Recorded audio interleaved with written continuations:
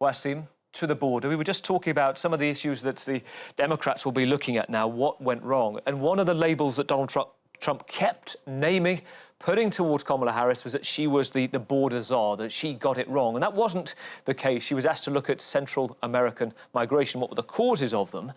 But that was clearly, I mean, you've been there. Is that part of the issue here, that she became lumbered with a name that stuck? Well, the initial problem was even giving her this mission. I mean, how do you resolve how do you root out the key causes of migration in 3 Central American countries in just 4 years? You know, it's very difficult. And so she did get that nickname of border czar, when in fact it is Joe Biden that has the executive power to make any decisions on the border. So that was also just pretty unfair to her, to be very honest. But very largely, I mean, America does have an immigration problem. I mean, I don't think there are many countries in the world that see thousands upon thousands of people entering the country illegally every month, and for the country to continue to, accept that happening and accept that as a fact. However, the Republican message for the past few weeks and months, and even before this election cycle began, was to try to tie all of the rest of the country's woes to the immigration situation. And so we had, for example, Republican politicians say that J.D. Vance, for example, now the likely future vice president, say that Kamala Harris was building these homes, but that she was giving them to illegal aliens.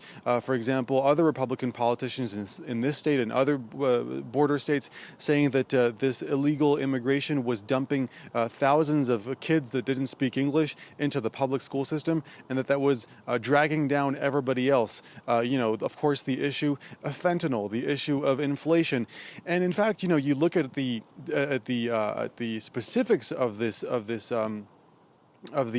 issue of immigration, and it's a lot more complicated. There is a significant part of the Arizona workforce that relies on immigration, both legal and illegal. So you have to wonder if Donald Trump, for example, does put into practice his plan to deport millions of illegal immigrants. How will that affect the economy? Do entire sectors of the economy of some of these border states just simply collapse? It will be very difficult to have that be implemented, especially the way he says he will implement it, by bringing the National Guard. So listen, I mean, the message has been very strong. It's clearly been very convincing, because you have had several of these southern states now voting for Donald Trump and voting for harsher immigration tactics. And even if Kamala Harris had won, she signaled a swerve to the right on the issue of immigration. So regardless of the final outcome of this election, it is very likely that the rhetoric surrounding immigration will certainly shift to the right in the United States. It is fascinating, isn't it? We're a scenario now, we're at a point where we are awaiting. We may find out very soon, confirmation perhaps, that the projected scenario looks like Donald Trump will enter the White House. If you're just joining us here on France 24, we're in a scenario at the moment where Donald Trump hasn't reached that magic 270 point. The Electoral College votes to get to the White House, but we are the big issues here. Pennsylvania, the tipping point state, as it's called, appears to have flipped to Donald Trump. That's the projected result. Wassim, you touched upon something a moment ago, this kind of Teflon Trump character. When we're talking about somebody who is a convicted felon, somebody who has still denied the election result of 2020, somebody that many see as instigating the January the 6th riots on the Capitol.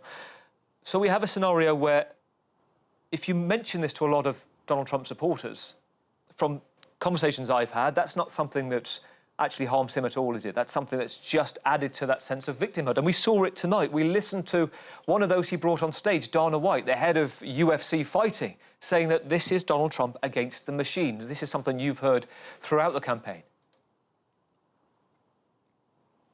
Yeah, certainly. And I think ultimately, when we look back at this election years from now, I think ultimately that assassination attempt in July will have actually helped him, making him seem as the victim. I think, this phenomenon, this Trump phenomenon that we've studied now for years and years, the fact that people perceive him to be just like them, or at least perceive him to at least defend them, that is really what has made the difference. And so you see, he won against Hillary Clinton. He barely lost against Joe Biden. Now he seems to have won against Kamala Harris. It is very difficult to have a candidate be able to go against him and to present a program, a plan, a campaign, a platform rather, that will be convincing, because ultimately there are a lot of people in this country that do believe that Donald Trump will protect them regardless of what anyone else says. And so, people here, whether we've touched upon this sort of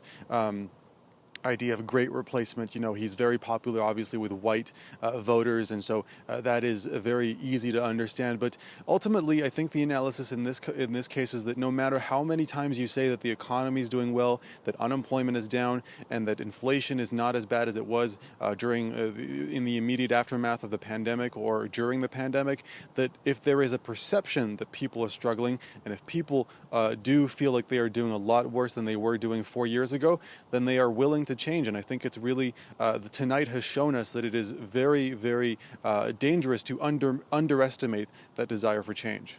Wassim, thank you. We'll be back with you shortly.